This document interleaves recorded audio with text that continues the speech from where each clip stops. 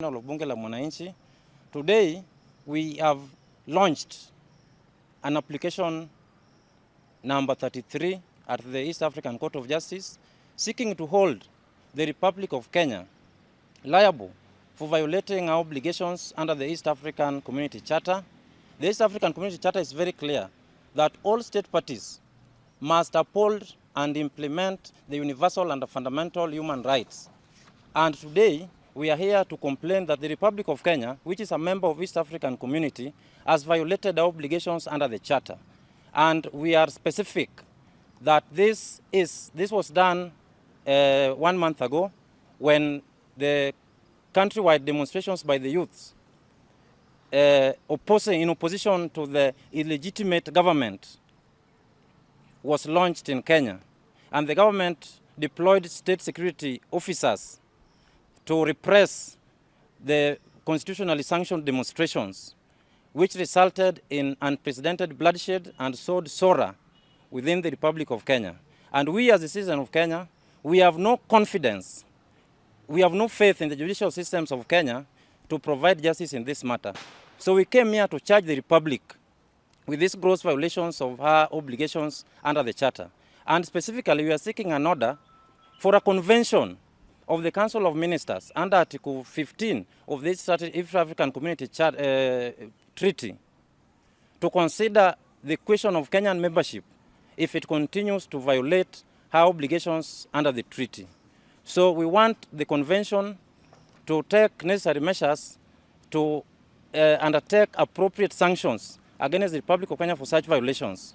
Number two, we are here because there are individuals who have command responsibility for the crimes that were committed in Kenya. And all their names have been listed in this application, reference 33 of 2024 before the court.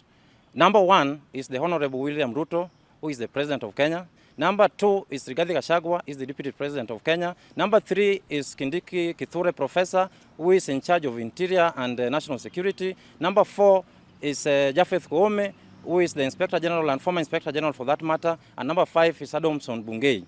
We want the court to issue an order committing the said 5 people to criminal justice system so that they are individually held responsible for the violations or the orders they issued for the state security officers to commit unprecedented violations and horrendous crimes against the people of Kenya. Lastly, we are asking the court to consider if Kenya does not implement immediate measures so that it conforms to our obligations under the treaty, to consider revoking the membership of Kenya, including but not limited to suspension. But if Kenya insists on not complying with our obligations, we demand that Kenya be expelled from the community. Because the values and the principles of the community are very clear, that all state parties must strive to uphold, must strive to implement the fundamental and universal principles of human rights that Kenya has largely flouted. So in conclusion, we Bunge la Mwananchi, especially under the leadership of Francis Awino, who is the distinguished president of Bunge la Mwananchi, we made a pledge, which we are ready to abide by, that any person who violates the rights of Kenyans must be held accountable. All the instruments that are responsible for safeguarding the dignity and human rights of the people of Kenya, whether international, whether domestic, whether regional, will be invoked to ensure that those who are responsible for commissions of such crimes are held accountable under the law. Thank you very much. My name is Francis Awino. I'm the current President Bunge la Mwananchi, and at the same time, I'm the People's President. The reason why we are here in Tanzania, Arusha, it is because after Kenyans were maimed, some of them arrested, and some of them killed on the recent demonstration that was done by Bunge la Mwananchi and the young people of our nation, we felt like we won't find justice in the country on the basis that the people who are directly involved could jeopardize the justice system of our country, Kenya. And that's why we felt like in Tanzania, Arusha, under the East African Community, we will find justice. And to prove on that and to add a point on that, we came here in the morning we filed our petition or our application, and by 5 p.m. we already have the orders to go and serve in the country, in our country, Kenya. And the orders say that within 45 days, Kenya should respond to our application, failure to which we shall be given orders, and orders that will favor a common mwananchi. And simply because we are here because of a common mwananchi, we are proud and we feel like we will find justice in this East African court.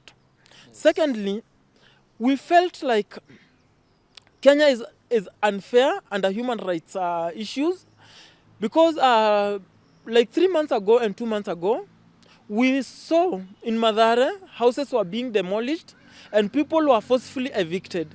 We saw people were maimed and killed in the recent demonstrations.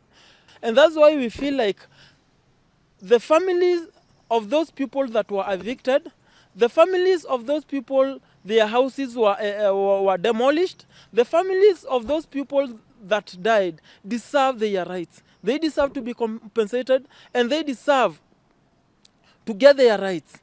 And those people who are involved, they deserve to get, they deserve to go to jail because the people that their rights were committed deserve their rights. Thank you very much.